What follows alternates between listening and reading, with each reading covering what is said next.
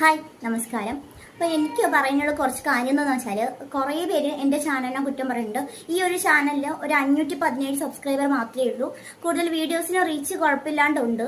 എന്നിരുന്നാലും ചില ആൾക്കാർ എൻ്റെ സംസാരം കൊള്ളത്തില്ല, അതാണ് എന്നൊക്കെ പറഞ്ഞിട്ട് കുറേ കമൻസ് ഇടാറുണ്ട്. ഞാൻ അതൊന്നും ശ്രദ്ധിക്കാറില്ല. പക്ഷേ ഒരാൾ വന്നിട്ട് ഇന്ന് പൊതുവെ പറയാണ്, നിന്റെ ചാനൽ റീച്ച് ആവത്തില്ല, നീ നോക്കിക്കോ, നിന്റെ ചാനൽ ഇനി ഒരിക്കലും റീച്ച് ആവത്തില്ല, നിന്നെ ആര് സബ് ചെയ്യാത്തത് കൊണ്ടാണ് നിന്റെ ചാനൽ ഇങ്ങനെ ഇരിക്കുന്നത്, നിനക്ക് അതുകൊണ്ടാണ് നിനക്ക്, എന്നിട്ട് നീ അസൂയപ്പെട്ടിട്ട് കാര്യമില്ല എന്നൊക്കെ ഉള്ള രീതിയിൽ ഒരുപാട് നമ്മളെ കുറ്റപ്പെടുത്തുന്ന രീതിയിൽ സംസാരിക്കുന്നുണ്ട്. എനിക്ക് ഇവരാരെ അറിയത്തില്ല, അവർക്ക് എന്നെ അറിയത്തില്ല. പക്ഷെ എന്നിരുന്നാലും ഈ നോമ്പ് സമയത്ത് പോലും ആ ഒരു കുറ്റപ്പെടുത്തൽ നമ്മൾ കേൾക്കുമ്പോൾ നമുക്കൊരു വിഷമമുണ്ട് കേട്ടോ. അവർ നോമ്പ് പിടിക്കുന്ന സമയമാണ് കേട്ടോ, നമ്മളല്ല. ആ ഒരു സമയത്ത് പോലും ഇവർക്കൊക്കെ ഈ കുറ്റപ്പെടുത്താതിരിക്കാൻ പറ്റുന്നില്ല. എന്നിരുന്നാലും കുഴപ്പമില്ല, നമ്മൾ ആരും ഒരു കാര്യത്തിലും പോകുന്നില്ലല്ലോ.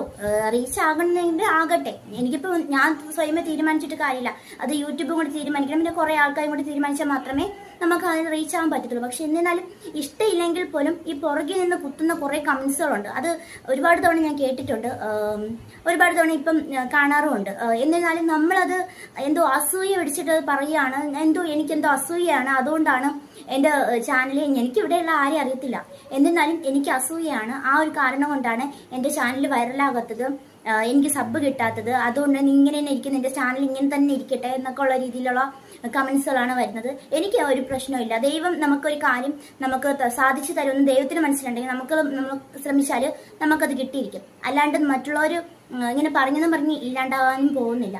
എന്നിരുന്നാൽ നമ്മൾ സഹായിച്ചില്ലെങ്കിലും ദ്രോഹിക്കാതിരിക്കുക, അത്ര മാത്രമേ ഉള്ളൂ. കാരണം ഞാൻ ആരും ഒരു കാര്യത്തിനും ദ്രോഹിക്കാൻ വേണ്ടിയിട്ട് ഞാൻ പോകുന്നില്ല. അപ്പം എന്നെ ദ്രോഹിക്കാതിരിക്കാൻ ശ്രമിക്കുക. കാരണം നമ്മളാരും ഒന്നിനും പോകേണ്ട കാര്യമില്ല. ഒരു കാര്യത്തിനും അറിയാത്ത കാര്യങ്ങൾ പറഞ്ഞിങ്ങനെ വന്നിട്ട് നിന്റെ ചാനൽ അങ്ങനെയാണ്, നിന്റെ ചാനൽ ഇങ്ങനെയാണ് എന്നൊക്കെ ഉള്ള രീതിയിൽ പറയണ്ട. നമ്മൾ കഷ്ടപ്പെട്ടാലും നമുക്ക് എന്തെങ്കിലും നമ്മൾ കഷ്ടപ്പെട്ടാൽ മാത്രമേ നമ്മുടെ കാര്യം സാധിക്കാൻ പറ്റത്തുള്ളൂ. കാരണം മറ്റുള്ളവരെ ആശ്രയിച്ചിട്ടല്ല നമ്മൾ ആരും ഇരിക്കുന്നത്. എന്നിരുന്നാലും ഈ പുറകിൽ നിന്ന് കുത്തുന്ന ആൾക്കാർക്ക് ഒരു കാര്യം മനസ്സിലാക്കുക, ഞാൻ നിങ്ങളുടെ ആരും ഒന്നും പറയാൻ വന്നിട്ടില്ല, നിങ്ങളുടെ ആര് കാര്യങ്ങളിലും ഇടപെടാൻ വന്നിട്ടില്ല. പിന്നെ എന്തിനാണ് ഇങ്ങനെ കമൻസുകളിൽ കൂടെ കൊണ്ട് മറ്റുള്ളവരെ ഇങ്ങനെ വേദനിപ്പിക്കുന്ന രീതിയിൽ സംസാരിക്കുന്നതെന്ന് എനിക്ക് മനസ്സിലാവുന്നില്ല.